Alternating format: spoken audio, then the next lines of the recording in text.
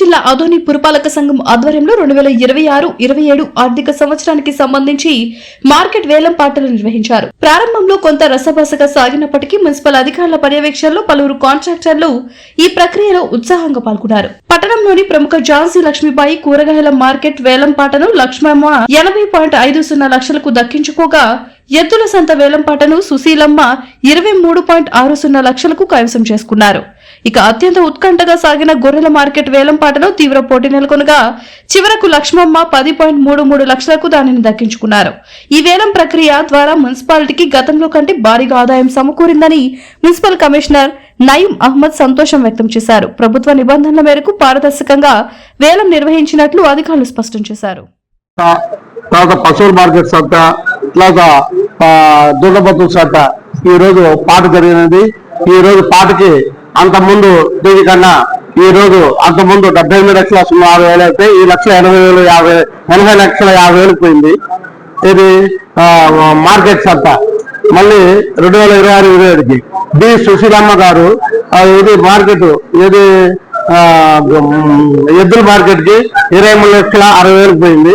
తర్వాత దున్నపోతులకి దున్నపోతులు ఈ మన గొర్రెలు మేకలు అన్నిటికీ 10,33,000 పోయినాయి ఈ సంవత్సరానికి.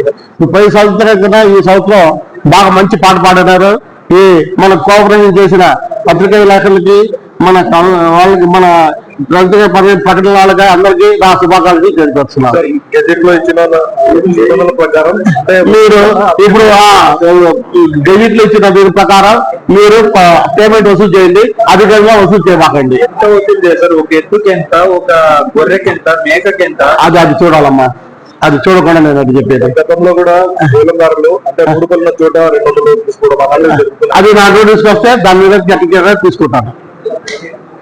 సార్ ఇప్పుడు పాట పాడిన వాళ్ళు వేలంలో పాడినారు కదా సార్, మున్సిపాలిటీకి ఎంత మొత్తం ఏ స్థాయిలో చెల్లించారు?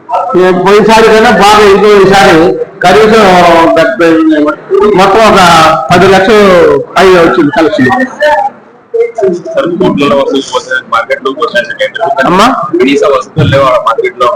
అది నేను ఇప్పుడే కొత్తగా వచ్చాను కాబట్టి నేను మొత్తం చూసుకుని వచ్చి దానికి ఇచ్చేపిస్తాను.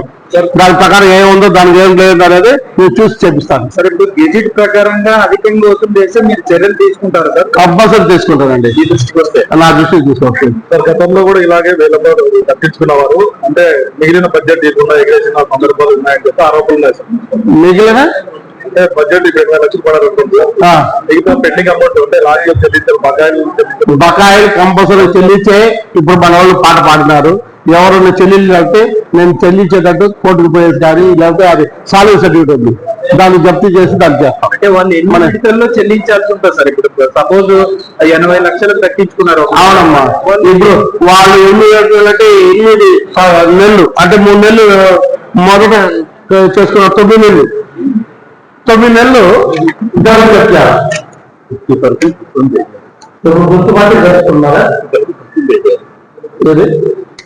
50% పాట యాక్షన్ టైం కదా. ఇప్పుడు 50% కలెక్షన్ డిపాజిట్ కదా.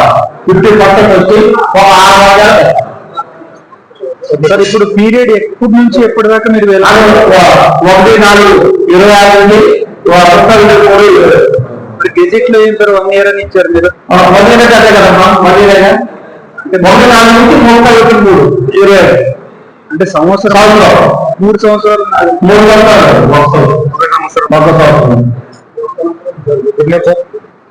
పేరు మున్సిపల్ సర్వీసెస్ ఆదాది. మీరు గుర్తుకల్ నుంచి వచ్చారమ్మా. థ్యాంక్ యూ అండి. మీరు కోఆపరేట్ చేస్తే నేను మీ కోఆపరేషన్ మా కోఆపరేట్ చేయండి. నమస్తే సార్. ఇప్పుడు